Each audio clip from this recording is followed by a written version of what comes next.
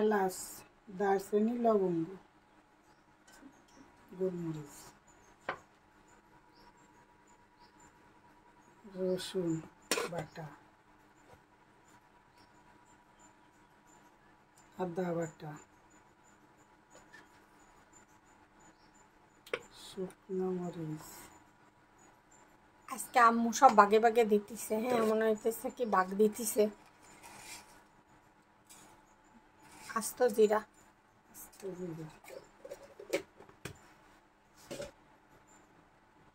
এটা কি বাগ দিলাম? জিরার গুঁড়া,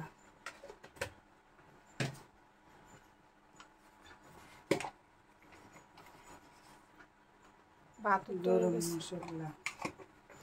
আজকে কি মানে একসাথে সবকিছু দিয়ে দিয়ে তারপরে রান্না করবা?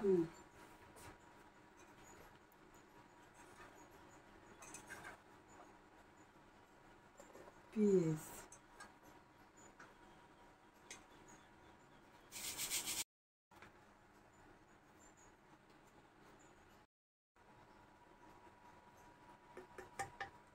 হলুদ,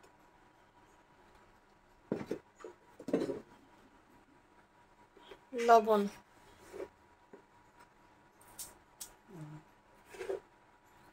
লবণ,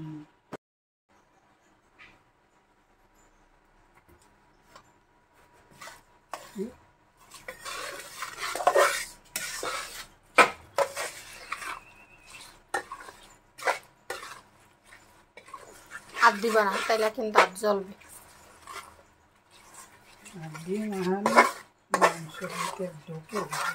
দরকার নেই, ও এমনিই তো চুলার পরে দেওয়ার পরে আস্তে আস্তে আস্তে এমনিই ঢুকে যাবে। ও হাড্ডিটা তো সেই সুন্দর।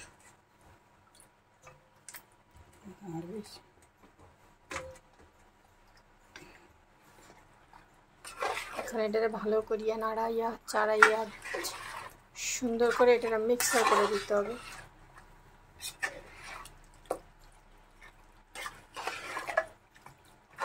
আগে তুমি রাইস কুকারে রান্নতাম, এখন রাইস কুকারে রান্ধো না কেন?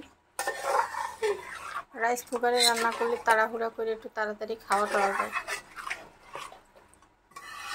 বাস এখন এভাবে হাতে করে সুন্দর করে মাখায় ছটপট ছটপট রান্না হয়ে যাবে। আলু টালু দিবা না? শুধু আলু দিবা?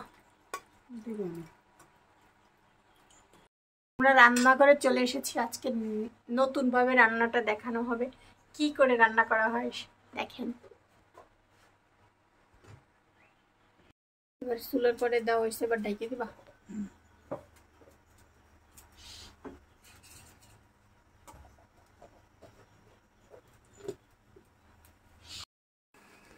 তো দেখা যাক এবার কি হয়েছে। ওয়াও, কালারটা তো সেই জোস হয়েছে।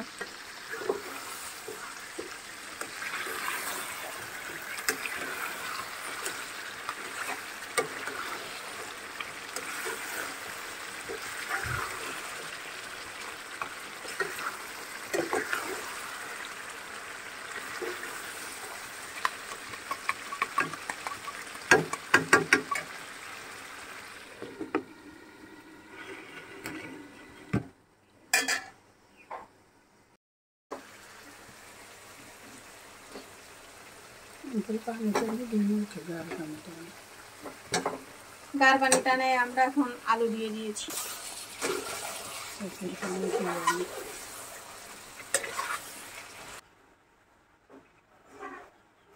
আজকে রোদ আল্লাহ দিলে উঠছে। চলেন দেই আমাকে গরুর গোস্ত রান্না কি হয়ে গেছে নাকি। হাতে মাখানো গরুর গোস্ত। Wow, just look at. দেখেন কি সুন্দর একটা কালার হয়েছে, একদম জসি জসি ইয়ামি ইয়ামি হয়েছে। ফাইনালি গরুর গোস্ত রান্না শেষ।